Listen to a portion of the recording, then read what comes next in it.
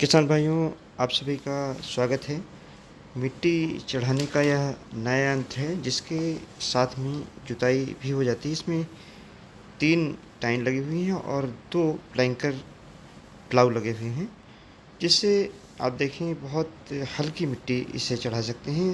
जुताई चूँकि साथ में होती है तो इसका ये फ़ायदा है कि नमी वाली और जो सबसे उपजाऊ मिट्टी है ऊपरी सतह की, वह मिट्टी गन्ने के पौधों पर चढ़ती है। जब हम उपजाऊ मिट्टी चढ़ाते हैं तो इससे जो गन्ने के कल्ले हैं वह भी मोटे होते हैं और साथ ही में पतली मिट्टी होती है, हल्की मिट्टी होती है, ये जड़ों के पास तक काफ़ी चली जाती है, जिससे पौधे पोषक तत्वों का अवशोषण भी बहुत अच्छी तरीके से कर सकते हैं।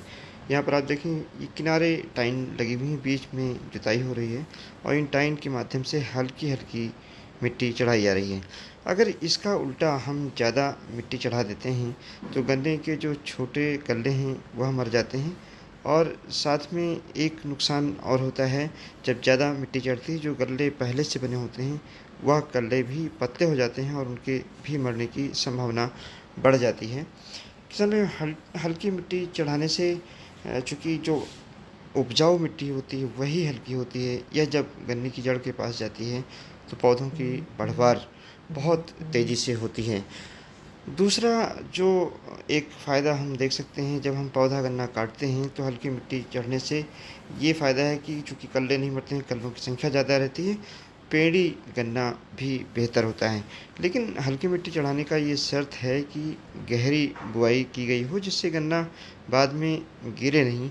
हल्की मिट्टी अगर हम चढ़ा देते हैं तो इससे जो कल्ले हैं वह भी ज़्यादा नहीं फूटते हैं और साथ ही में जो खेत में केंचुओं की संख्या, अगर हल्की मिट्टी आप चढ़ाएँगे, बीच में जुताई करेंगे तो केंचुओं की संख्या बढ़ जाती है।